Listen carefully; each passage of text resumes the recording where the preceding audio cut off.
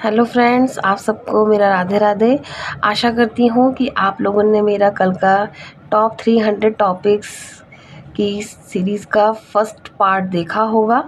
उम्मीद है मुझे आप सबसे। और आज हम सेकंड पार्ट करेंगे पूरा, क्योंकि बहुत सारे टॉपिक्स हैं, तो ये आई थिंक 3 या 4 क्लास में होगा पूरा कंप्लीट। और आपने नोटिस किया होगा कि 2024 में मेरे बताए हुए टॉपिक्स में से ही आपको करीब 60 प्रश्न पूछे गए थे, या उससे थोड़े से ज़्यादा आई थिंक, मुझे लगता है, क्योंकि पेपर मैंने भी एनालाइज किया था और उम्मीद है कि आप लोगों ने भी किया होगा कल के पार्ट 1 के बाद। तो आज हम पार्ट 2 कंटिन्यू करेंगे उसके आगे।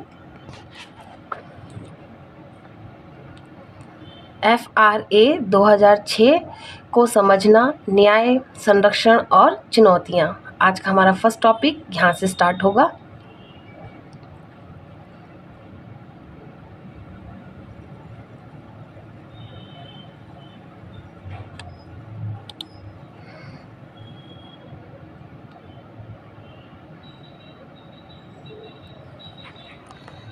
अठारह दिसंबर 2006 को राज्यसभा ने लोकसभा द्वारा अधिनियमित अनुसूचित जनजाति और अन्य परंपरागत वन निवासी वन अधिकारों की मान्यता अधिनियम का अनुसमर्थन किया। यह अधिनियम, जिसे आमतौर पर वन अधिकार अधिनियम के रूप में जाना जाता है, भारत के सामाजिक पर्यावरणीय विधान निर्माण में एक महत्वपूर्ण मोड़ का प्रतीक है, क्योंकि यह कथित वन अतिक्रमण पर लंबे समय से जारी रहे संघर्ष को समाप्त करने का प्रयास करता है। इसके साथ ही यह अधिक लोकतांत्रिक एवं ऊर्ध्वगामी वन शासन के सृजन का प्रयास करता है।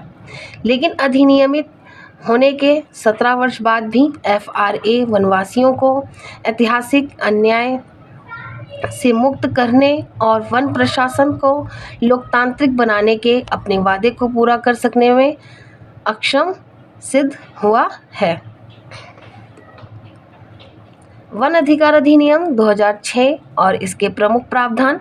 यह अधिनियम कई पीढ़ियों से वन में निवास कर रही अनुसूचित जनजातियों और अन्य परंपरागत वन निवासियों के वन अधिकारों की मान्यता, उनका पुनः स्थापन और उन्हें निहित करने से संबंधित है। वन अधिकारों का दावा ऐसे किसी भी सदस्य या समुदाय द्वारा किया जा सकता है जो 13 दिसंबर 2005 से पहले कम से कम 3 पीढ़ियों यानी कि 75 वर्ष से मुख्य रूप से जीविका की वास्तविक आवश्यकताओं के लिए वनों या वन भूमि पर निर्भर रहे हों। यह FDST और OFOTFD की आजीविका एवं खाद्य सुरक्षा सुनिश्चित करते हुए वनों की संरक्षण व्यवस्था को सुदृढ़ करता है। ग्राम सभा को ऐसे किसी व्यष्टिक वन अधिकार IFR या सामुदायिक वन अधिकार CFR या दोनों की प्रकृति एवं सीमा को अवधारित करने के लिए प्रक्रिया आरंभ करने का प्राधिकार है, जो FDST और OTFD को प्रदान किए जाने हैं। ये करंट अफेयर्स के टॉपिक हैं, आप लोग प्लीज़ इनको अच्छे से नोट करिए, यहाँ से क्वेश्चंस आते हैं। यह अधिनियम 4 प्रकार के अधिकारों की पहचान करता है। स्वामित्व का अधिकार। यह FDST और OTFD को ऐसी भूमिका पर अधिकतम 4 हेक्टेयर तक स्वामित्व का अधिकार देता है जिन पर उनके द्वारा खेती की जा रही हो। यह स्वामित्व केवल उस भूमि के लिए है जिस पर वास्तव में संबंधित परिवार द्वारा खेती की जा रही है और किसी नई भूमि का अनुदान नहीं किया जाएगा। उपयोग का अधिकार। वन निवासियों को गौण वन उत्पाद प्राप्त करने, चारागाह का उपयोग करने आदि का भी अधिकार है। राहत और विकास का अधिकार। अवैध बेदखली या जबरन विस्थापन के मामले में पुनर्वास का अधिकार और बुनियादी सुविधाओं का अधिकार जो वन संरक्षण के लिए प्रतिबंधों के अधीन है। वन प्रबंधन अधिकार। इसमें ऐसे किसी भी सामुदायिक वन संसाधन का संरक्षण, जनन या संरक्षण या प्रबंधन करने का अधिकार शामिल है, जिसकी वे पारंपरिक रूप से सतत उपयोग के लिए संरक्षा एवं संरक्षण करते रहे हैं। यहाँ पर आपका ये टॉपिक फिनिश होता है। अब हम नेक्स्ट टॉपिक देखेंगे करंट अफेयर का, भारत की इथेनॉल क्रांति यानी कि प्रगति और चुनौतियाँ।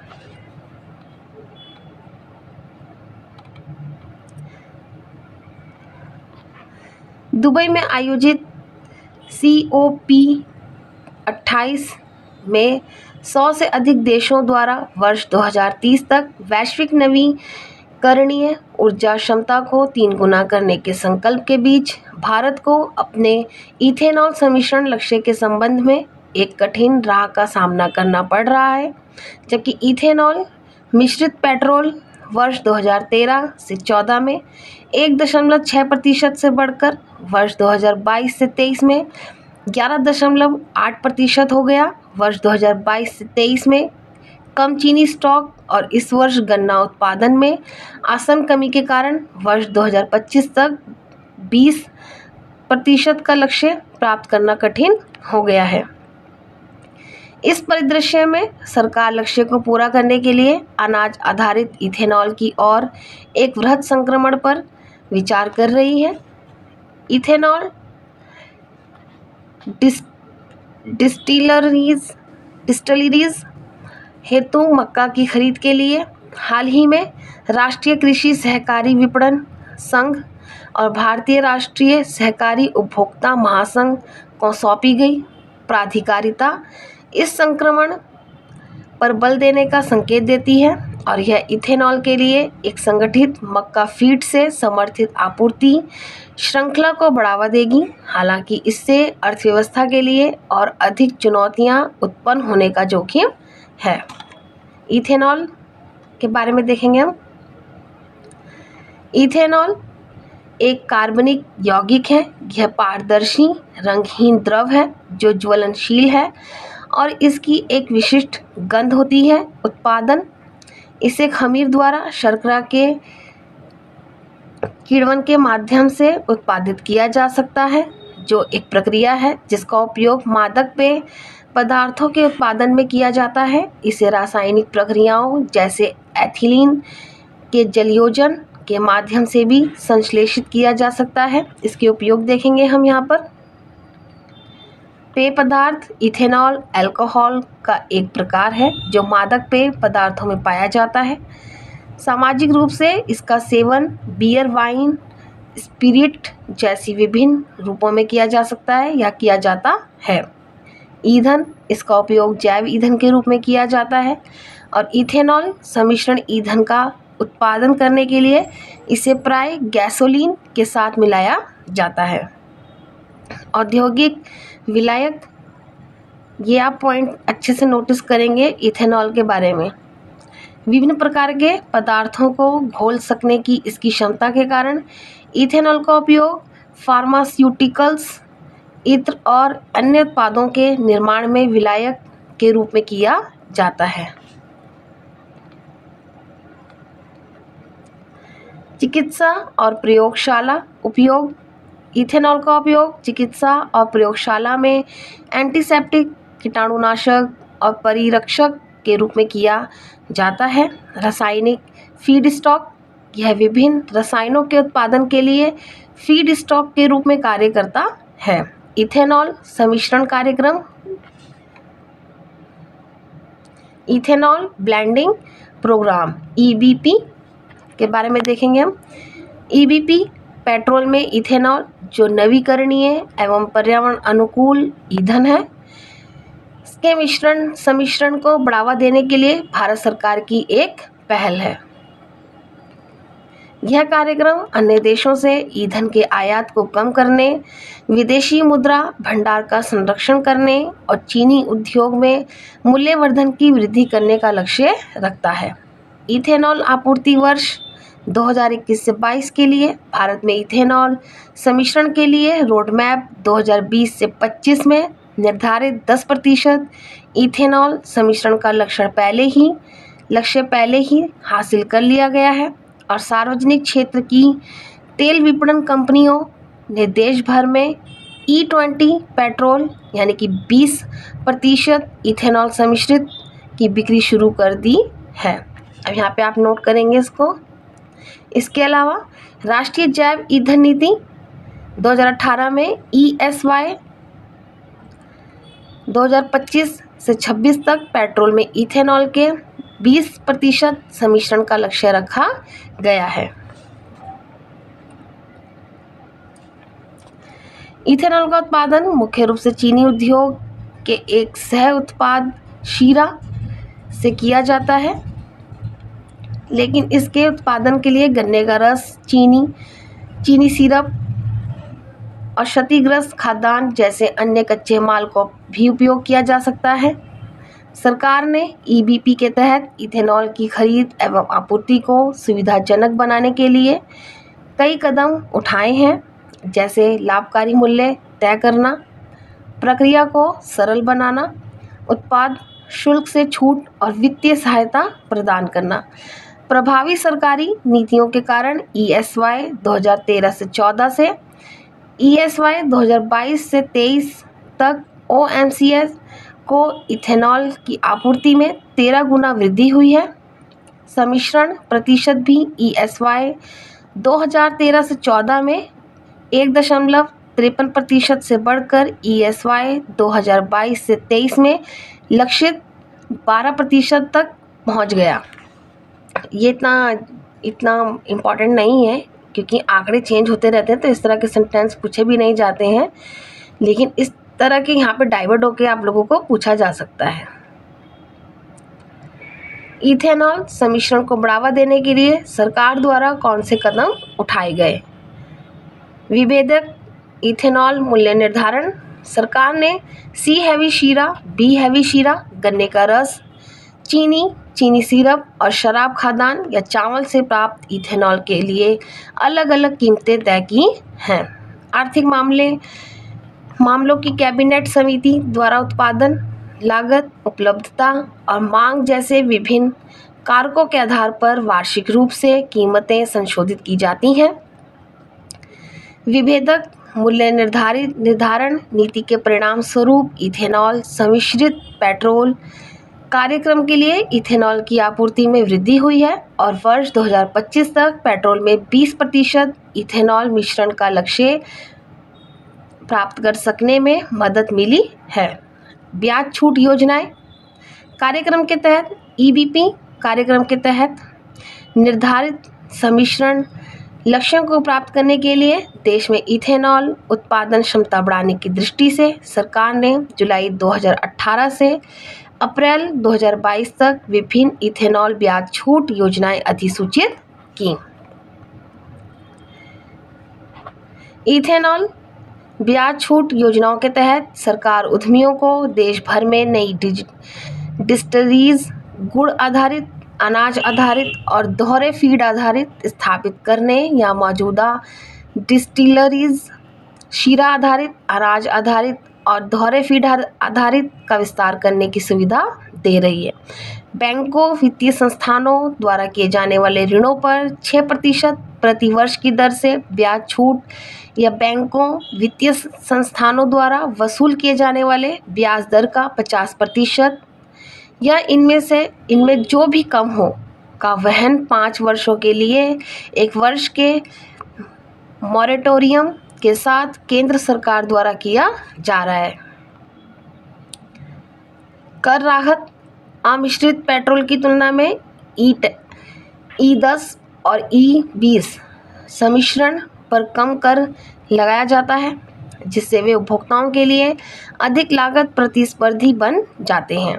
पेट्रोल की तुलना में इथेनॉल के लिए निम्न उत्पाद शुल्क और GST दरें लागू की गई हैं। E20 या E20 अनुकूल वाहनों के लिए प्रोत्साहन। उच्च इथेनॉल सम्मिश्रण के अनुकूल वाहनों के निर्माताओं और खरीदारों के लिए कर लाभ एवं अन्य प्रोत्साहनों पर विचार किया जा रहा है। आपको यहाँ पे ये टॉपिक फिनिश होता है। हम नेक्स्ट टॉपिक की तरफ बढ़ेंगे अब आगे। नेक्स्ट टॉपिक है आपका मेक इन इंडिया का आंकलन, उपलब्धियां और चुनौतियां। वर्ष 2014 में लॉन्च की गई मेक इन इंडिया पहल 1970 के दशक में आजमाई गई भारत की आत्मनिर्भरता की नीति से प्रस्थान का प्रतिनिधित्व करती है। अतीत के दृष्टिकोण के विपरीत मेक इन इंडिया पहल लाइसेंस राज, आत्मनिर्भरता या आयात प्रतिस्थापनकारी औद्योगिकरण की स्मृतियाँ नहीं उत्पन्न करती। यह व्यापक रूप से अलग है। हालांकि कुछ क्षेत्रों में मेक इन इंडिया के कार्यान्वयन को लेकर चिंताएं जताई गई हैं। मेक इन इंडिया के बारे में जानेंगे यहाँ पर, फिर इसके उद्देश्य देखेंगे। मेक इन इंडिया पहल घरेलू विनिर्माण को बढ़ावा देने और भारत को वैश्विक विनिर्माण केंद्र में बदलने के लिए वर्ष 2014 में भारत सरकार द्वारा शुरू किया गया एक प्रमुख कार्यक्रम है। यह अभियान निवेश को सुविधाजनक बनाने, नवाचार को बढ़ावा देने, कौशल विकास को समृद्ध करने, बौद्धिक संपदा की रक्षा करने और श्रेणी विनिर्माण अवसंरचना में सर्वोत्कृष्ट का निर्माण करने के लिए लॉन्च किया गया।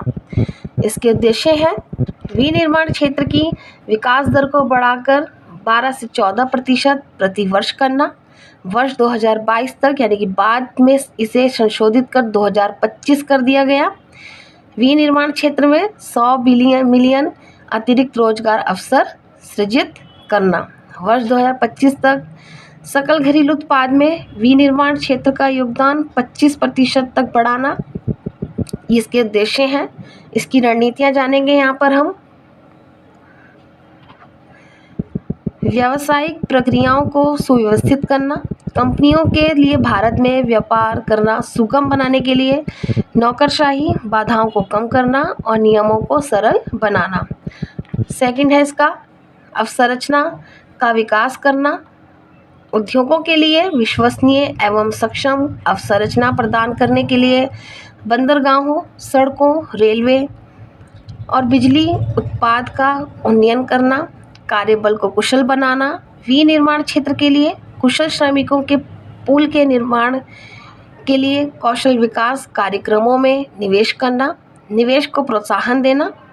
यहाँ पे आप इस तरह के पॉइंट नोट करेंगे। ये विनिर्माण क्षेत्र में विदेशी एवं घरेलू निवेश को आकर्षित करने के लिए कर छूट, सब्सिडी और अन्य प्रोत्साहनों की पेशकश करना, प्रमुख क्षेत्रों पर ध्यान केंद्रित करना, विकास के लिए विशिष्ट क्षेत्रों को लक्षित करना जैसे ऑटोमोबाइल, एरोस्पेस, रक्षा, इलेक्ट्रॉनिक्स और pharmaceuticals. Derivative make in India के कम से कम 2 अन्य डेरिवेटिव भी हैं, मेक इन इंडिया और make for India. Make in India से तात्पर्य है भारत में उत्पादों की असेंबलिंग या विनिर्माण, भले ही उनके घटक विदेश में विनिर्मित किए गए हों।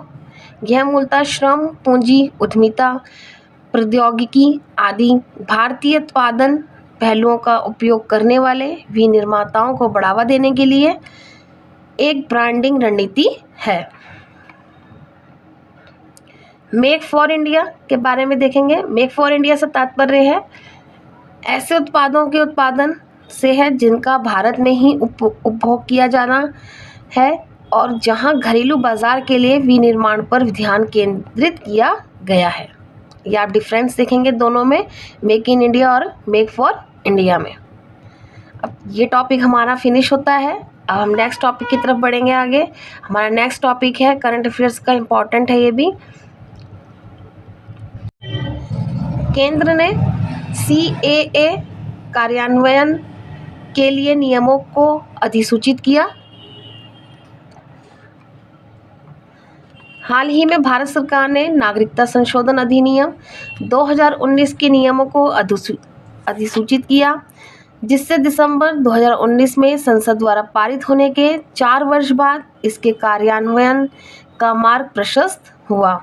CAA 2019 एक भारतीय कानून है जो पाकिस्तान, बांग्लादेश तथा अफगानिस्तान से 6 धार्मिक अल्पसंख्यकों हिंदू, सिख, बौद्ध, जैन, पारसी और ईसाई से संबंधित प्रवासियों के लिए भारतीय नागरिकता का मार्ग प्रदान करता है। आप ये इम्पोर्टेंट है टॉपिक, आप इसको देखेंगे, ये बहुत चर्चा में भी रहा है।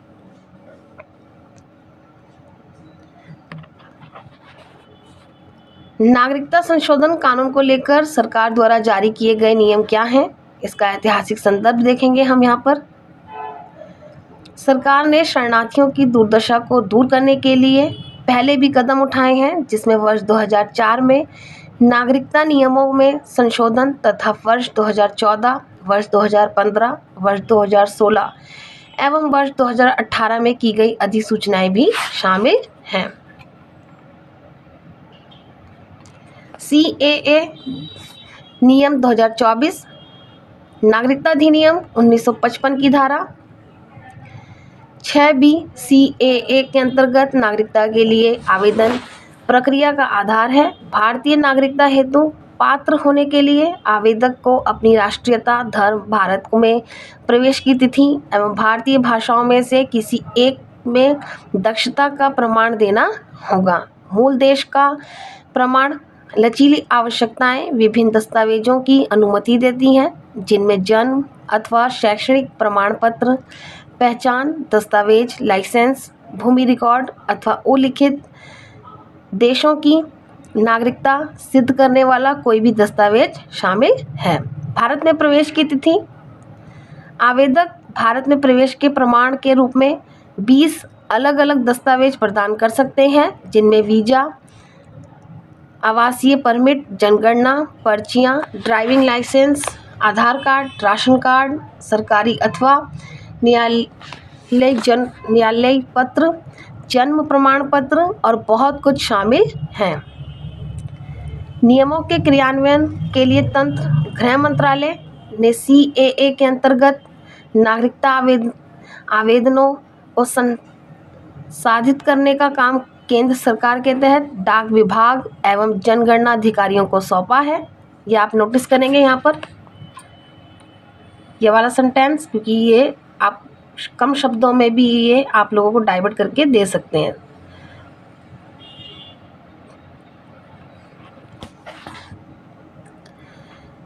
इंटेलिजेंस ब्यूरो जैसी केंद्रीय सुरक्षा एजेंसियों द्वारा पृष्ठभूमि एवं सुरक्षा जांच की जाएगी। आवेदनों पर अंतिम निर्णय प्रत्येक राज्य में निदेशक यानी कि जनगणना संचालन के नेतृत्व वाली सशक्त समितियों द्वारा किया जाएगा। इन समितियों में इंटेलिजेंस ब्यूरो, पोस्टमास्टर जनरल, राज्य अथवा राष्ट्रीय सूचना विज्ञान केंद्र सहित विभिन्न विभागों के अधिकारी एवं राज्य सरकार के गृह विभाग के साथ ही मंडल रेलवे प्रबंधक के प्रतिनिधि भी शामिल होंगे। डाक विभाग के अधीक्षक की अध्यक्षता में जिला स्तरीय समितियां आवेदनों की जांच करेगी, जिसमें जिला कलेक्टर कार्यालय का एक प्रतिनिधि आमंत्रित सदस्य होगा। आवेदनों का प्रसंस्करण केंद्र द्वारा स्थापित अधिकार प्राप्त समिति एवं जिला स्तरीय समिति यानी कि DLC राज्य नियंत्रण को दरकिनार करते हुए नागरिकता आवेदनों पर कार्रवाई करेगी। DLC आवेदन प्राप्त करेगा और अंतिम निर्णय निदेशक यानी कि जनगणना संचालन की अध्यक्षता वाली अधिकार प्राप्त समिति द्वारा किया जाएगा। नागरिकता संशोधन अधिनियम 2019 के बारे में देखेंगे।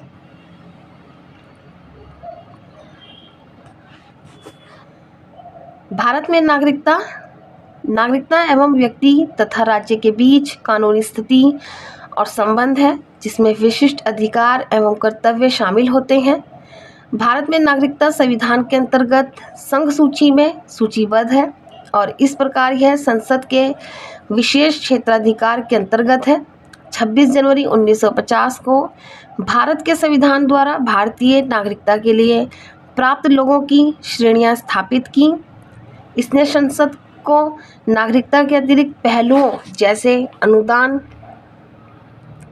तथा अपरिग्रह को विनियमित करने का अधिकार भी प्रदान किया। इस अधिकार के अंतर्गत संसद ने नागरिकता अधिनियम 1955 लागू किया गया। अधिनियम निर्दिष्ट करता है कि भारत में नागरिकता 5 तरीकों से हासिल की जा सकती है। यहाँ पर आप नोट करेंगे इसको। भारत में जन्म से, वंश द्वारा, पंजीकरण के माध्यम से, प्राकृतिककरण यानी कि भारत में विस्तारित निवास द्वारा, और भारत में क्षेत्र को शामिल करके। राजदूतों के लिए भारत में जन्मे बच्चे केवल देश में उनके जन्म के आधार पर भारतीय नागरिकता प्राप्त नहीं कर सकते या पात्र नहीं है। या आप ये पॉइंट पे आप नोट करेंगे, क्योंकि नागरिकता में से इस तरह का क्वेश्चन आता है और यहाँ पे इस सेंटेंस को डाइवर्ट करके दिया जाता है। परिचय। पाकिस्तान, बांग्लादेश और अफगानिस्तान से हिंदू, सिख, बौद्ध, जैन, पारसी या ईसाई प्रवासियों को नागरिकता देने के लिए नागरिकता अधिनियम 1955 में वर्ष 2019 में संशोधन किया गया था। यहाँ पर आप अच्छे से पॉइंट को समझेंगे। ये सारे संशोधन के तहत 31 दिसंबर 2014 को भारत में आकर रहने वाले और अपने मूल देश में धार्मिक उत्पीड़न, भय या धार्मिक उत्पीड़न का सामना करने वाले प्रवासियों को त्वरित नागरिकता के लिए पात्र बनाया जाएगा। ये जितने भी पॉइंट हैं नागरिकता वाले चैप्टर को लेकर, ये आप अच्छे से नोटिस करेंगे, क्योंकि कभी CA करके नहीं आएगा तो नागरिकता में डाइवर्ट करके आपको क्वेश्चन दिया जाएगा, लेकिन वो यहीं से रिलेटेड होगा, तो आप अच्छे से इसको समझेंगे।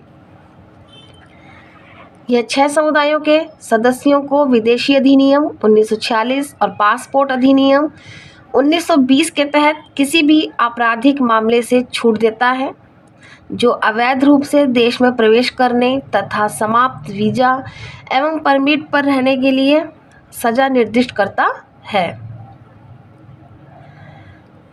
रियायत।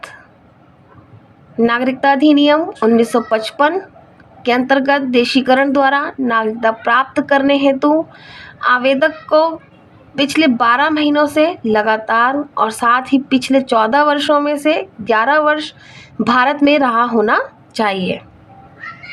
वर्ष 2019 के संशोधन निर्दिष्ट 6 धर्मों और उपयुक्त 3 देशों से संबंधित आवेदकों के लिए भारत में 11 वर्ष रहने की शर्त को 6 वर्ष करता है। अभी यहाँ पर हम इसका छूट देखेंगे।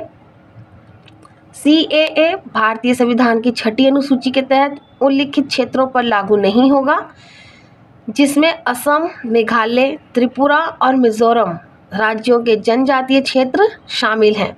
यहाँ पर आप ये जितने भी ये क्षेत्र हैं आप लोगों को इनके नाम अच्छे से याद करने हैं। असम, मेघालय, त्रिपुरा और मिजोरम राज्यों के जनजातीय क्षेत्र। इसके अतिरिक्त इनर लाइन परमिट सिस्टम के अंतर्गत आने वाले क्षेत्रों को भी CAA से छूट दी गई है। इनर लाइन की अवधारणा पूर्वोत्तर की आदिवासी बहुल पहाड़ियों को मैदानी इलाकों से अलग करती हैं। यह पहाड़ी क्षेत्रों में प्रवेश करने तथा निवास करने के लिए अन्य क्षेत्रों के भारतीय नागरिकों को इनर लाइन परमिट यानी कि ILP की आवश्यकता होती है। अब यहाँ पर इसकी वर्तमान स्थिति देखेंगे हम।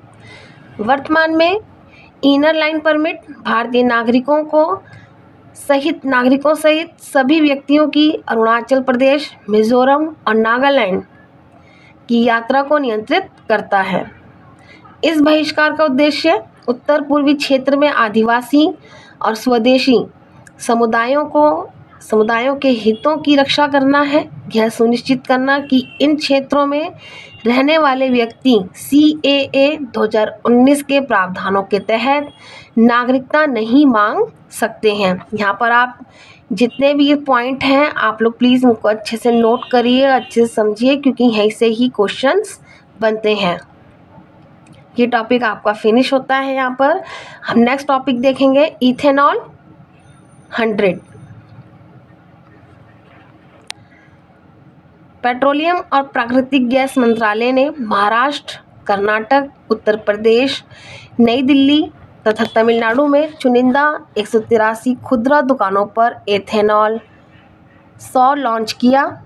इथेनॉल 100 एक महत्वपूर्ण ऑटोमेटिव ईंधन है जिसमें 100% इथेनॉल होता है। यह मक्का, गन्ना या अन्य पौधों की सामग्री जैसी नवीकरणीय स्रोतों से उत्पादित जैव ईंधन है।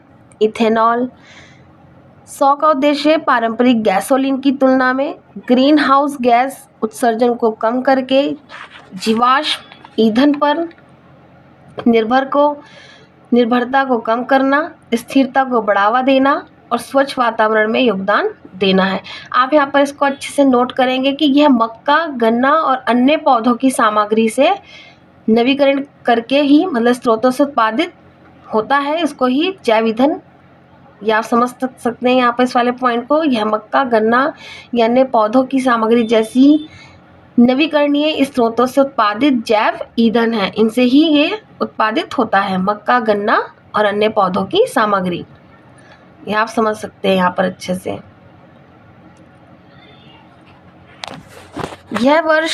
यह पहल वर्ष 2025 से 26 तक 20% इथेनॉल मिश्रण आप नोटिस करेंगे इसको हासिल करने, आयात निर्भरता को कम करने और कृषि क्षेत्र को बढ़ावा देने के दृष्टिकोण के अनुरूप है। इथेनॉल 100 की और कदम सतत प्रौद्योगिकियों और डीकार्बोनाइजेशन की और बदलाव को दर्शाता है।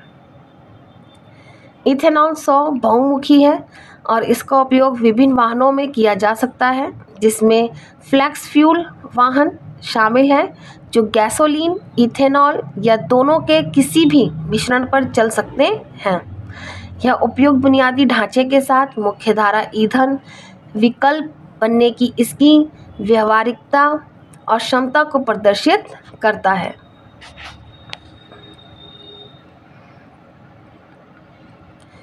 यहाँ पर आपका ये पॉइंट खत्म होता है, ये वाला टॉपिक फिनिश होता है। अब हम नेक्स्ट टॉपिक देखेंगे, साबरमती आश्रम पुनर्विकास परियोजना।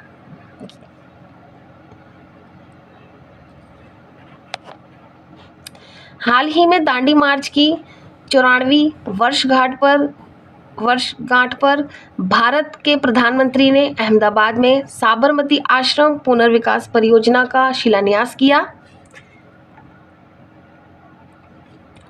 साबरमती आश्रम पुनर्विकास परियोजना महात्मा गांधी द्वारा स्थापित मूल साबरमती आश्रम को पुनर्स्थापित, संरक्षित और पुनर्निर्माण करने के लिए 1200 करोड़ रुपए के परिव्यय की पहल है। साबरमती आश्रम का ऐतिहासिक महत्व जानेंगे। यहाँ पर इसकी स्थापना वर्ष 1917 में महात्मा गांधी द्वारा स्थापित साबरमती आश्रम अहमदाबाद में जूना वडज गांव के समीप साबरमती नदी के पश्चिमी तट पर स्थित है। गांधी जी ने अपने जीवन काल में 5 बस्तियों की स्थापना की, जिनमें से 2 दक्षिण अफ्रीका में नेटाल में फिनिक्स सेटलमेंट और जोहान्सबर्ग के समीप टॉल्स्टॉय फार्म तथा 3 भारत में स्थित है। भारत में गांधी का पहला आश्रम वर्ष 1915 में अहमदाबाद के कोचरब क्षेत्र में स्थापित किया गया था तथा अन्य साबरमती आश्रम अहमदाबाद और सेवाग्राम आश्रम वर्धा में स्थित है। वर्तमान में इसका प्रबंधन साबरमती आश्रम संरक्षण और स्मारक ट्रस्ट यानी कि SAPMT द्वारा किया जाता है। भारत के स्वतंत्रता आंदोलन में भूमिका। आश्रम ने गांधी की सामाजिक राजनीतिक गतिविधियों और सत्य के साथ मेरे प्रयोग किताब के लेखन के लिए आधार के रूप में कार्य किया। यह दांडी मार्च 1930 सहित कई मौलिक आंदोलनों की शुरुआत का साक्षी बना। दांडी मार्च के अलावा गांधी ने चंपारण सत्याग्रह 1917, अहमदाबाद मिलों की हड़ताल और खेड़ा सत्याग्रह 1918, खादी आंदोलन 1918, रॉलेट एक्ट तथा खिलाफत आंदोलन 1919 एवं असहयोग आंदोलन 1920 साबरमती में रहते हुए चलाया। विनोबा भावे साबरमती आश्रम में विनोबा कुटीर नामक कुटिया में रहते थे। वास्तुकला और दार्शनिक महत्व देखेंगे हम इसका। यहाँ पर गांधी जी ने सादगी, आत्मनिर्भरता और सामुदायिक जीवन को मूर्त रूप देते हुए आश्रम को स्वयं डिजाइन किया था। विरासत और प्रतीकवाद जानेंगे इसका। साबरमती आश्रम गांधी की स्थायी विरासत और भारत के स्वतंत्रता संग्राम में उनकी महत्वपूर्ण भूमिका को दर्शाता है। दांडी मार्च, इसकी उत्पत्ति देखेंगे यहाँ पर हम। यह गांधीवादी दर्शन के प्रशंसकों के लिए एक तीर्थ स्थल बना हुआ है जो उनके जीवन, शिक्षाओं और सिद्धांतों के बारे में अंतर्दृष्टि प्रदान करता है। भारत में नमक बनाने की परंपरा प्राचीन काल से चली आ रही है, जो मुख्य रूप से किसानों द्वारा की जाती थी, जिन्हें अक्सर नमक किसान कहा जाता था। समय के साथ नमक एक व्यावसायिक वस्तु बन गया और अंग्रेजों ने नमक पर कर लगा दिया, जिससे यह औपनिवेशिक शोषण का प्रतीक बन गया। महात्मा गांधी ने नमक कर को एक विशेष रूप से दमनकारी उपाय के रूप में पहचाना और इसे ब्रिटिश शासन के खिलाफ अहिंसक विरोध में जनता को संगठित करने के अवसर के रूप में देखा। 2 मार्च 1930 को महात्मा गांधी ने भारत के वायसराय लॉर्ड इरविन को एक पत्र लिखा, जिसमें उन्हें सविनय अवज्ञा के रूप में नमक कानून तोड़ने के अपने इरादे की जानकारी दी। दांडी मार्च, जिसे नमक सत्याग्रह या नमक मार्च के नाम से भी जाना जाता है, ब्रिटिश औपनिवेशिक शासन से आज़ादी के लिए देश की लड़ाई में एक महत्वपूर्ण क्षण था। दांडी मार्च 12 मार्च 1930 को अहमदाबाद के साबरमती आश्रम से शुरू हुआ। अगर यहाँ पे दांडी मार्च के बारे में पूछा जाए तो अहमदाबाद के साबरमती आश्रम से शुरू हुआ है, और डेट्स अगर दी जाए तो 12 मार्च 1930, जिसका नेतृत्व महात्मा गांधी जी ने किया था। 24 दिवसीय यात्रा 4 जिलों तक फैली और 48 गांवों से होकर गुजरी। कभी इस तरह से सेंटेंस आए तो आप लोग ये पॉइंट अच्छे से याद करेंगे। 6 अप्रैल 1930 को गांधी जी ने दांडी के तट से एक मुट्ठी नमक उठाकर प्रतीकात्मक रूप से नमक कानून तोड़ा और ब्रिटिश नमक एकाधिकार के खिलाफ सविनय अवज्ञा आंदोलन शुरू किया। गांधी जी ने नमक कानूनों को सामूहिक रूप से तोड़ने की शुरुआत करने के लिए 6 अप्रैल को एक प्रतीकात्मक कारण से चुना। यह राष्ट्रीय सप्ताह का पहला दिन था, जो वर्ष 1919 में शुरू हुआ था, जब गांधी जी ने रॉलेट एक्ट के खिलाफ राष्ट्रीय हड़ताल की योजना बनाई थी। यहाँ पर आपका ये टॉपिक फिनिश होता है। हम नेक्स्ट टॉपिक देखेंगे, ब्लू लाइन। ये जितने भी टॉपिक हैं ये आप लोगों के 300 टॉपिक्स की सीरीज़ में ही आएंगे। आप लोग इनको अच्छे से नोट करिए, क्योंकि ये बहुत इम्पॉर्टेंट है और ये सारे करंट अफेयर्स के ही टॉपिक हैं।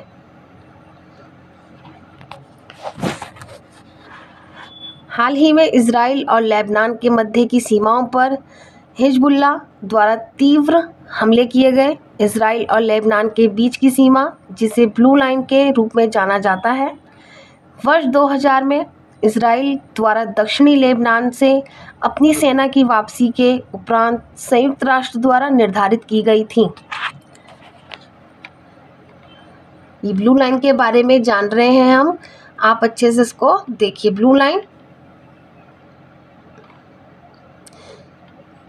यह कोई आधिकारिक अंतर्राष्ट्रीय सीमा नहीं, अपितु एक सीमांकन रेखा है। मूल रूप से यह 1920 के दशक में लेबनान, सीरिया और फिलिस्तीन के बीच ब्रिटेन तथा फ्रांस द्वारा स्थापित सीमा थी। हिजबुल्लाह लेबनान में स्थित एक शिया इस्लामी राजनीतिक दल और आतंकवादी समूह है। दक्षिणी लेबनान पर इजरायली कब्जे की प्रतिक्रिया के रूप में वर्ष 1980 में यह अस्तित्व में आया। इसे संयुक्त राज्य अमेरिका और इजराइल सहित कई देशों द्वारा एक आतंकवादी संगठन के रूप में भी नामित किया गया।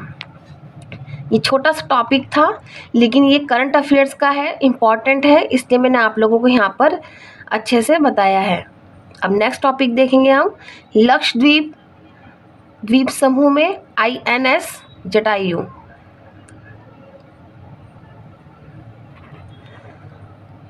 लक्षद्वीप समूह में उन्नत नौसैनिक अड्डे INS जटायु का जलावतरण भारत की समुद्री सुरक्षा रणनीति, विशेषकर हिंद महासागर क्षेत्र में बढ़ते चीनी के प्रभावी के संदर्भ में एक महत्वपूर्ण प्रगति का प्रतीक है।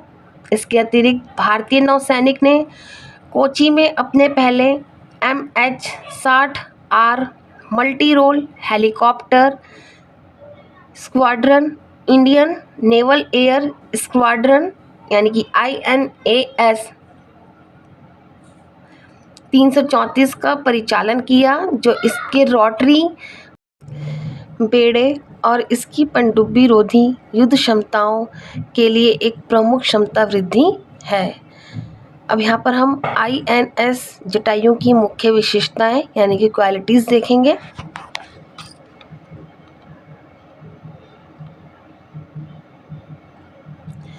INS जटायु पूर्व में नौसेना टुकड़ी मिनिकॉय को लक्षद्वीप द्वीप समूह में मिनिकॉय द्वीप पर एक उन्नत नौसैनिक अड्डे के रूप में नियुक्त किया गया है। यह नौसेना प्रभारी अधिकारी लक्षद्वीप दक्षिणी नौसेना कमान के परिचालन नियंत्रण के तहत कार्य करेगा। यह बेस हिंद महासागर में भारतीय नौसेना की परिचालन पहुंच को बढ़ाने के साथ ही समुद्री डकैती विरोधी, मादक द्रव्य विरोधी और निगरानी कार्यों के लिए भी इसकी क्षमताओं को बढ़ाता है। लक्षद्वीप द्वीप समूह के सुदूर दक्षिणी एटॉल मिनिकॉय में स्थित INS जटायु रणनीतिक रूप से महत्वपूर्ण समुद्री संचार लाइनों की अनदेखी करता है, जो इस क्षेत्र में भारत की समुद्री उपस्थिति को सुदृढ़ करता है। हिंद महासागर में चीन की बढ़ती उपस्थिति के मद्देनज़र INS जटायु भारत की समुद्री प्रभुत्व और क्षेत्रीय अखंडता को कमज़ोर करने के किसी भी प्रयास को संतुलित करने एवं रोकने की क्षमता को मजबूत करता है। NS जटायु प्रभावी रूप से लक्षद्वीप में देश का दूसरा नौसैनिक बेस होगा। कवरत्ती में द्वीपों पर नौसेना के पहले बेस INS द्वीप रक्षक की शुरुआत वर्ष 2012 में की गई थी। INS जटायु में हवाई अड्डा और कर्मियों के आवास सहित अतिरिक्त बुनियादी ढांचे की सुविधा होगी, जिसका उद्देश्य नौसेना संचालन का समर्थन करना और व्यापक सुरक्षा कवरेज सुनिश्चित करना है। INS जटायु मिनिकॉय द्वीप पर स्थित है। मिनिकॉय द्वीप 8 डिग्री चैनल और 9 डिग्री चैनल जैसी महत्वपूर्ण समुद्री संचार लाइनों के मध्य स्थित है, जिसके परिणाम स्वरूप यह अत्यधिक समुद्री यातायात के कारण होने वाले समुद्री प्रदूषण के प्रति अति संवेदनशील है। 8 डिग्री चैनल भारतीय मिनिकॉय द्वीप को मालदीव से अलग करता है। 9 डिग्री चैनल मिनिकॉय द्वीप को लक्षद्वीप द्वीप समूह से अलग करता है। यहाँ पे आप ये दोनों पॉइंट अच्छे से लर्न करेंगे, अच्छे से समझेंगे इनको। इस तरह के सेंटेंस बन जाते हैं, ऑप्शन में दिए होते हैं। क्वेश्चंस जब आते हैं प्रीलिम्स में, एग्ज़ाम में, तो आप इसको अच्छे से समझेंगे। लक्षद्वीप द्वीप समूह भारत का सबसे छोटा केंद्र शासित प्रदेश। लक्षद्वीप संस्कृत और मलयालम में अर्थ 1 लाख द्वीप एक द्वीप समूह है, जिसमें कोची से 220 किलोमीटर और 440 किलोमीटर के बीच स्थित 36 द्वीप शामिल हैं। इस द्वीप समूह का कुल क्षेत्रफल केवल 32 वर्ग किलोमीटर है, जिनमें से मात्र 11 द्वीपों पर लोग निवास करते हैं। यह केंद्र के प्रशासनिक नियंत्रण के अधीन है। यहाँ पर लाइन अच्छे से समझेंगे, जहाँ पे मैंने अंडरलाइन किया हुआ है।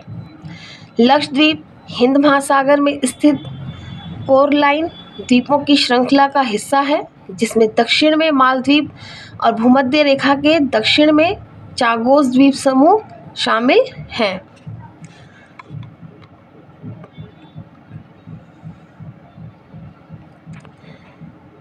अब हम INAS 334 स्क्वाड्रन से संबंधित मुख्य विशेषताएं जानेंगे।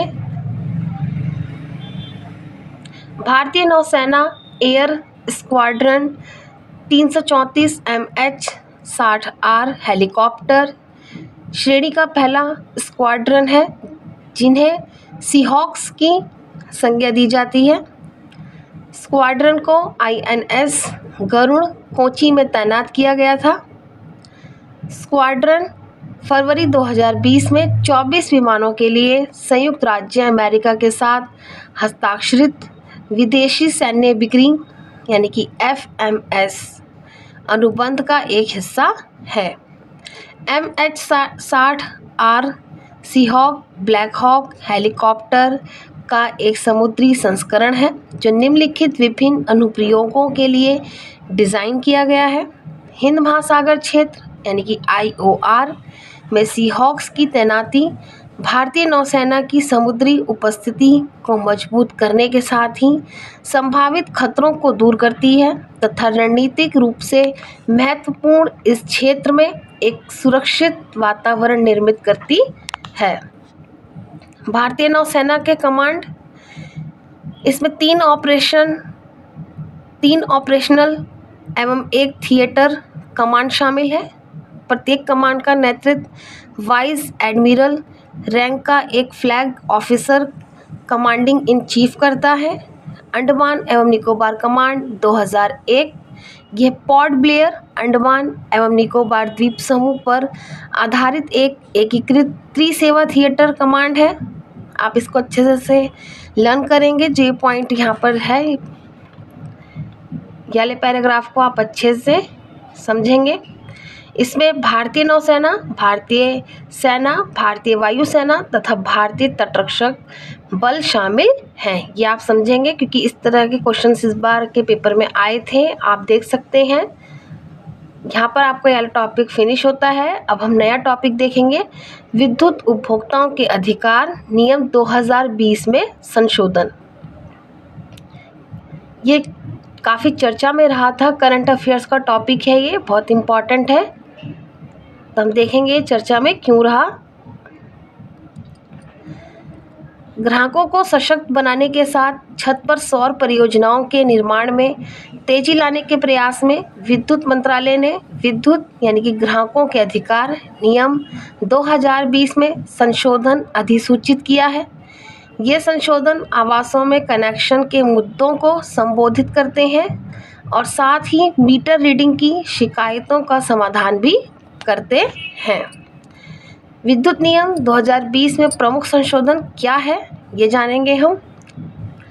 छत पर सौर ऊर्जा प्रणाली की सरल एवं त्वरित स्थापना, 10 किलोवाट क्षमता तक की प्रणालियों के लिए तकनीकी व्यवहार्यता अध्ययन की आवश्यकता से छूट प्रदान की गई है। 10 किलोवाट से अधिक क्षमता की प्रणालियों के लिए व्यवहार्यता अध्ययन पूरा करने की समय सीमा 20 दिन से घटाकर 15 दिन कर दी गई है। एक तकनीकी व्यवहार्यता अध्ययन में आमतौर पर साइट उपयुक्तता, इमारत की संरचनात्मक अखंडता, उपलब्ध सूरज की रोशनी, विद्युत बुनियादी ढांचे की अनुकूलता एवं संभावित बाधाओं अथवा चुनौतियों जैसे कारकों का आकलन करना शामिल होता है जो सौर पैनलों की स्थापना और संचालन को प्रभावित कर सकते हैं। यह अनिवार्य है कि 5 किलोवाट क्षमता तक की छत पर सौर PV प्रणालियों के लिए आवश्यक वितरण प्रणाली का सुदृढ़ीकरण वितरण कंपनी द्वारा अपनी लागत पर किया जाएगा। इसके अलावा वितरण लाइसेंसधारी के लिए रूफटॉप सोलर PV सिस्टम चालू करने की समय सीमा 30 से घटाकर 15 दिन कर दी गई है। इलेक्ट्रिक वाहन चार्जिंग स्टेशनों के लिए एक अलग कनेक्शन देखेंगे हम। यहाँ पर इसके पॉइंट को जानेंगे अच्छे से।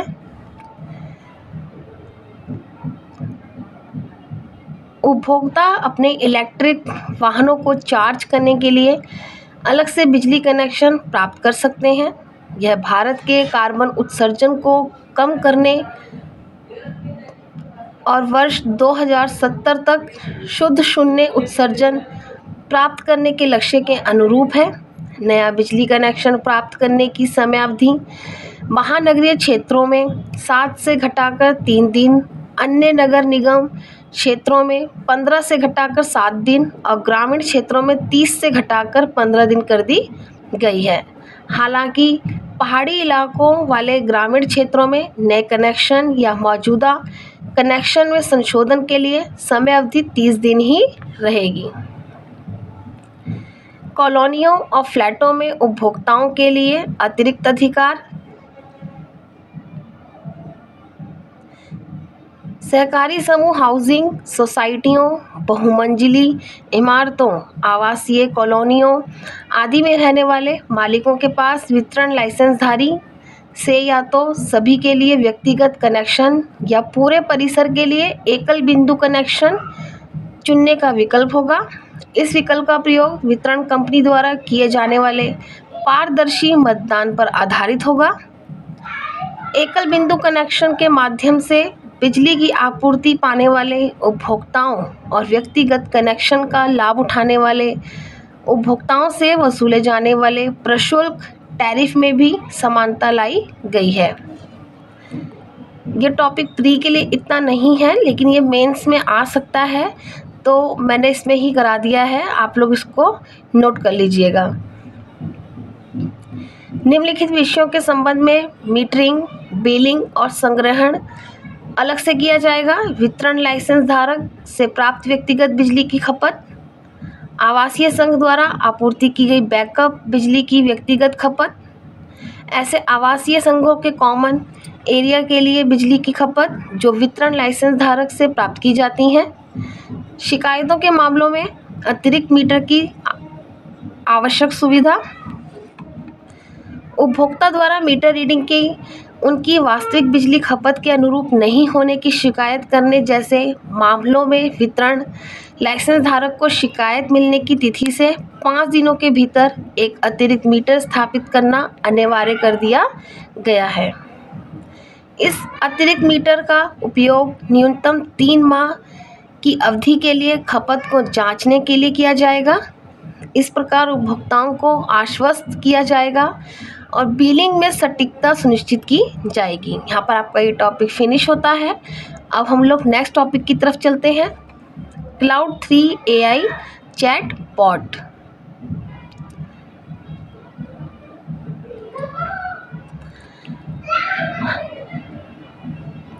हाल ही में कृत्रिम बुद्धिमत्ता स्टार्टअप एंथ्रोपिक ने क्लाउड 3 नामक AI मॉडल के अपने नवीनतम श्रृंखला की घोषणा की। एंथ्रोपिक के अनुसार यह संज्ञानात्मक कार्यों की एक विस्तृत श्रृंखला के संबंध में नए उद्योग मानक स्थापित करता है। इस श्रृंखला में 3 अत्याधुनिक AI मॉडल शामिल हैं। क्लाउड 3 यानी कि 3 हाइकू, क्लाउड 3 सोनेट और क्लाउड 3 ओपस क्षमता के आरोही क्रम में वर्णित। यहाँ पे नोट करेंगे आप लोग। एंथ्रोपिक ओपन AI का प्रतिद्वंदी है जिसकी शुरुआत चैट GPT मेकर में शामिल पूर्व के अभिकर्ताओं द्वारा की गई थी। ओपन AI का बिजनेस पार्टनर माइक्रोसॉफ्ट है, जबकि एंथ्रोपिक का प्राथमिक क्लाउड कंप्यूटिंग पार्टनर अमेज़न है। क्लाउड 3 क्या है? क्लाउड एंथ्रोपिक द्वारा विकसित लार्ज लैंग्वेज मॉडल यानी कि LLM का एक समूह है। LLM जनरेटिव AI मॉडल का एक विशिष्ट वर्ग है जिसे मानव की भांति संदेश को समझने और उत्पन्न करने के लिए प्रशिक्षित किया जाता है। यह आपका टेक्नोलॉजी से जुड़ा हुआ टॉपिक है। आप लोग इसको अच्छे से ध्यान से सुनिए और इसको नोट करिए। चैटबॉट टेक्स्ट, वॉइस, मैसेज और दस्तावेजों को संभालने में सक्षम है। चैटबॉट अपने प्रतिस्पर्धियों की तुलना में तेज, प्रासंगिक रेस्पॉन्स जनरेट करने में सक्षम है। ट्रेनिंग देखेंगे इसकी। क्लाउड स्रोतों में इंटरनेट और कुछ लाइसेंस प्राप्त डेटा सेट शामिल हैं, जो दो तरीकों सुपरवाइज्ड लर्निंग तथा रीइंफोर्समेंट लर्निंग का उपयोग करते हैं। SL चरण में LLM संकेतों पर रिस्पॉन्स जनरेट करता है और फिर गाइडिंग प्रिंसिपल के एक सेट के आधार पर उनका स्वमूल्यांकन करता है। यह बाद में रेस्पॉन्स को संशोधित करता है और इसके निर्माताओं के अनुसार इस रिस्पॉन्स का उद्देश्य AI के आउटपुट के हानिकारक प्रभावों को कम करता है। RL चरण में AI जनित फीडबैक के आधार पर मॉडल की ट्रेनिंग शामिल है, जिसमें AI के वैधानिक सिद्धांतों के एक सेट के आधार पर रिस्पॉन्स का मूल्यांकन करता है। इन तरीकों और सामान्य दृष्टिकोण का चयन क्लाउड को सहायक एवं हानि रहित बनाने के उद्देश्य से किया गया है। क्लाउड 3 नई रिलीजों में क्लाउड 3 ओपस सबसे शक्तिशाली मॉडल है। क्लाउड 3 सोनेट मध्य मॉडल है जो सक्षम और कीमत प्रतिस्पर्धी है, तथा क्लाउड 3 हाइकू किसी भी उपयोग के मामले हेतु प्रासंगिक है, जिसके लिए तत्काल प्रतिक्रिया की आवश्यकता होती है। क्लाउड सोनेट वर्तमान में cloud.ai चैटबॉट को निःशुल्क संचालित करता है और उपयोगकर्ताओं को केवल एक ईमेल साइन इन की आवश्यकता होती है। हालांकि ओपस केवल एंथ्रोपिक के वेब चैट इंटरफेस के माध्यम से उपलब्ध है, और यदि किसी उपयोगकर्ता ने एंथ्रोपिक वेबसाइट पर क्लाउड प्रो सेवा की सदस्यता ली है, तो यहाँ पर आप इस पॉइंट को अच्छे से समझ गए होंगे कि टेक्नोलॉजी से जुड़ा हुआ है। क्लाउड 3 की सीमाएं।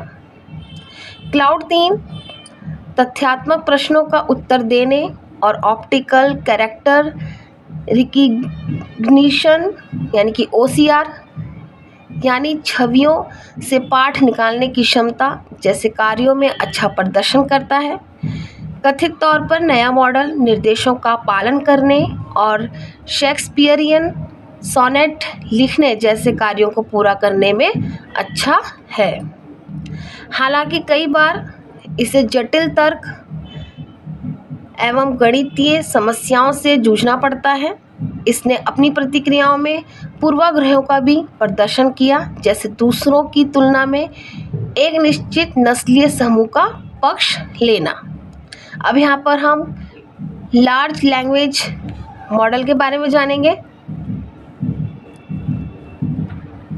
उन्नत कृत्रिम बुद्धिमत्ता के युग में लार्ज लैंग्वेज मॉडल के उद्भव ने कंप्यूटर के मनुष्यों के साथ इंटरैक्शन, उनकी भाषा समझने और भाषा को संसाधित करने की पद्धति में क्रांति ला दी है। आभासी संवाद को उन्नत करने से लेकर रचनात्मक कार्यों को सशक्त बनाने तक LLM ने AI प्रौद्योगिकी के क्षेत्र में एक नई सीमा का मार्ग प्रशस्त किया है। लार्ज लैंग्वेज मॉडल LLM क्या है, अब यहाँ पर हम जानेंगे। LLM सामान्य प्रयोजन भाषा मॉडल है जो टेक्स्ट क्लासिफिकेशन, प्रश्नोत्तर और टेक्स्ट जनरेशन जैसी सामान्य भाषा समस्याओं को हल करने में सक्षम है। यहाँ पे आप इस पॉइंट को अच्छे से नोट करेंगे। इन मॉडलों को मानव भाषा के भीतर पैटर्न, संरचनाओं और संबंधों को समझने के लिए बड़े पैमाने पर डेटा सेट पर ट्रेन अर्थात प्रशिक्षित किया जाता है। लार्ज लैंग्वेज मॉडल LLM के प्रकार जानेंगे हम यहाँ पर।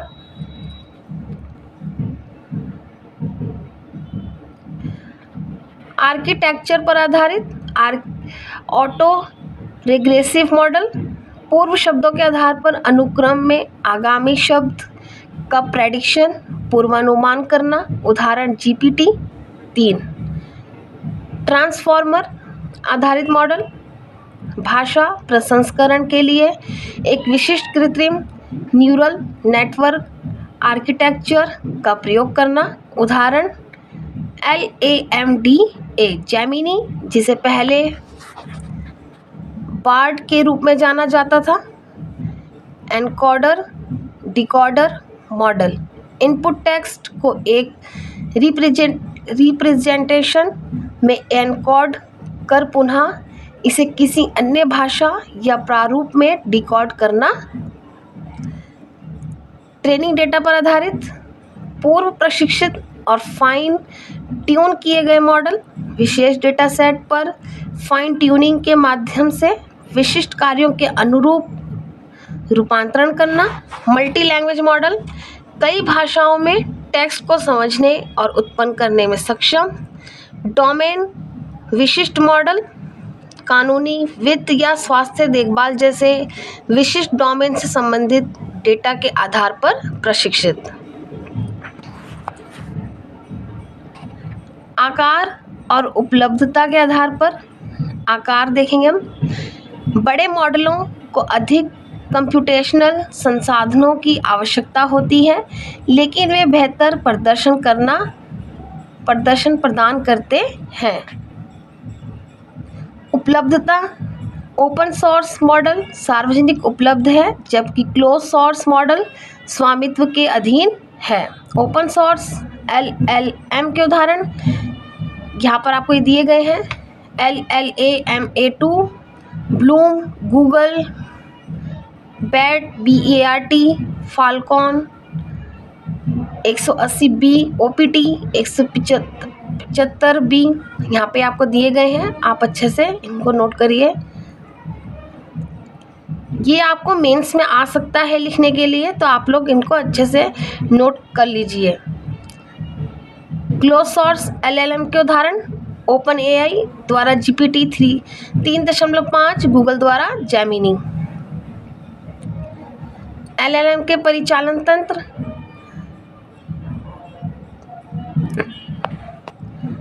अपने मूल में LLM पूर्ववर्ती पाठ में दिए गए शब्दों या अनुक्रमों की संभावना का पूर्वानुमान करने के लिए गहन शिक्षण तकनीकों का उपयोग करते हैं।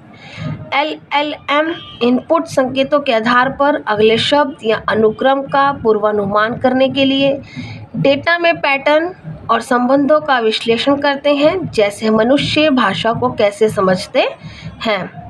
LLM आमतौर पर प्रासंगिक समझ के लिए ध्यान तंत्र के साथ जनरेटर, प्री ट्रेन ट्रांसफॉर्मर यानी कि GPT जैसे ट्रांसफॉर्मर मॉडल पर विश्वास करते हैं।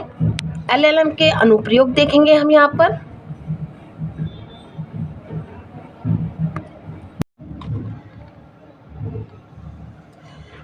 LLM कहानियों से लेकर कविता और गीतों तक मानव जैसी विषय वस्तु उत्पन्न करते हैं तथा आभासी सहायक के रूप में कार्य करते हैं, जो विपणन रणनीतियों के लिए महत्वपूर्ण भावना विश्लेषण, अनुवाद एवं पाठ सारांश में उत्कृष्ट है। LLM के लाभ देखेंगे यहाँ पर हम।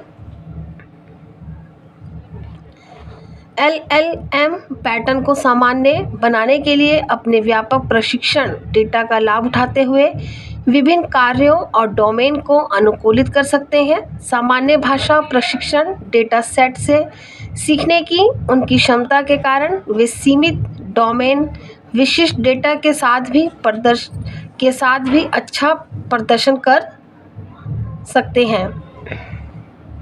जैसे जैसे अधिक डेटा और पैरामीटर जोड़े जाते हैं, LLM लगातार अपने प्रदर्शन को बढ़ाते हैं, जिससे वे विकसित AI परिदृश्य में मूल्यवान परिसंपत्ति बन जाते हैं। लार्ज एक्शन मॉडल LAM क्या है, ये जानेंगे हम यहाँ पर। LAM विशिष्ट AI मॉडल होते हैं जो टेक्स्ट को समझने और परिणाम उत्पन्न करने के अतिरिक्त विशिष्ट कार्यों अथवा क्रियाओं के अनुक्रम को निष्पादित करने के लिए बनाए जाते हैं। ये पॉइंट आप नोट करेंगे जो मैंने हाईलाइट किया हुआ है।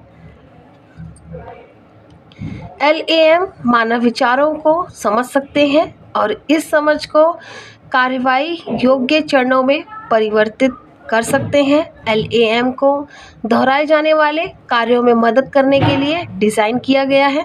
इन्हें टेक्स्ट, छवि अथवा डेटा के अन्य रूप जैसे इनपुट के आधार पर कार्यों को निष्पादित करने के लिए डिज़ाइन किया गया है।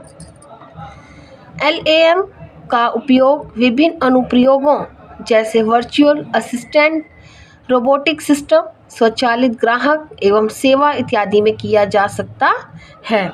LAM का उदाहरण एग्जाम्पल देखेंगे यहाँ पर रैबिट 1 यानी कि रैबिट 1।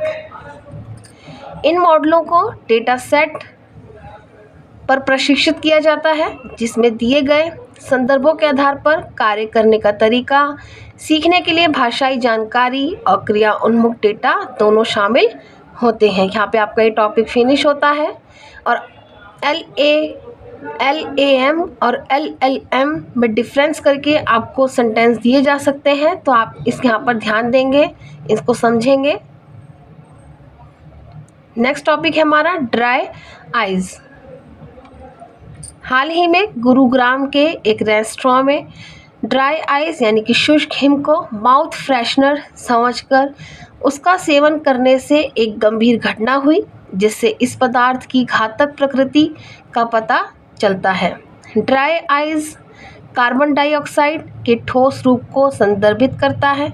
इसका उपयोग साधारणतः शीतलन एजेंट के रूप में आइसक्रीम, डेजर्ट आदि जैसे खाद्य उत्पादों के लिए किया जाता है, किंतु इसका उपयोग उचित तरीके से ना करने की दशा में यह गंभीर स्वास्थ्य जोखिम उत्पन्न कर सकता है।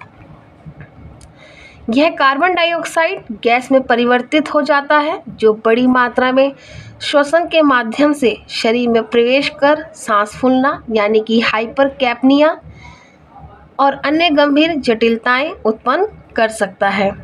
भारतीय खाद्य सुरक्षा और मानक प्राधिकरण, संयुक्त राज्य खाद्य एवं औषधि प्रशासन तथा रोग नियंत्रण और रोकथाम केंद्र यानी कि CDC जैसे निकायों के अनुसार ड्राई आइस को कभी भी छूना अथवा उसका सेवन नहीं करना चाहिए, क्योंकि यह त्वचा एवं शरीर के आंतरिक अंगों दोनों को गंभीर नुकसान पहुंचा सकता है।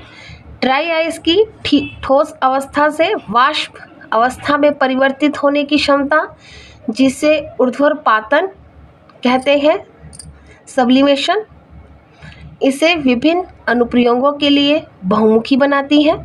परिवहन के दौरान भोजन और चिकित्सा आपूर्ति जैसी शीघ्र खराब होने वाली वस्तुओं को संरक्षित करने तथा अति निम्न तापमान बनाए रखने के लिए यह महत्वपूर्ण है। इसका उपयोग ड्राई आइस ब्लास्टिंग जैसी औद्योगिक क्षेत्र में सफाई प्रक्रियाओं में भी किया जाता है। भारतीय खाद्य सुरक्षा और मानक प्राधिकरण के बारे में जानेंगे। केंद्र सरकार ने खाद्य सुरक्षा और मानक अधिनियम 2006 के तहत भारतीय खाद्य सुरक्षा एवं मानक प्राधिकरण का गठन किया। इसका संचालन भारत सरकार के स्वास्थ्य एवं परिवार कल्याण मंत्रालय के तहत किया जाता है। इसका मुख्यालय दिल्ली में है, जो राज्यों के खाद्य सुरक्षा अधिनियम के विभिन्न प्रावधानों को लागू करने का कार्य करता है। FSSAI मानव उपभोग के लिए पौष्टिक खाद्य पदार्थों के उत्पादन, भंडारण, वितरण, बिक्री और आयात की सुरक्षित व्यवस्था सुनिश्चित करने का कार्य करता है। इसके अलावा यह देश के सभी राज्यों, जिला एवं ग्राम पंचायत स्तर पर खाद्य पदार्थों के उत्पादन और बिक्री के निर्धारित मानकों को बनाए रखने में सहयोग करता है। यह समय समय पर खुदरा एवं थोक खाद्य पदार्थों की गुणवत्ता की भी जांच करता है। यहाँ पर आपका ड्राई आइस वाला टॉपिक फिनिश होता है। आप इसको उम्मीद है कि आप अच्छे से समझ रहे होंगे और इनको नोट करेंगे आप लोग।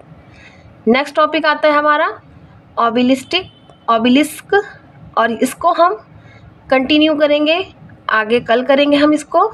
आज के लिए इतना ही, और आप मेरे चैनल को प्लीज़ शेयर करें और ब्लॉग को देखते रहें, क्योंकि ये बहुत इम्पोर्टेंट टॉपिक्स हैं। ये 300 सीरीज़ चल रही है अभी, तो आप लोग प्लीज़ ज़्यादा से ज़्यादा और बच्चों को शेयर करें, ताकि उन बच्चों तक ये पहुंच सके जो तैयारी कर रहे हैं या करना चाहते हैं।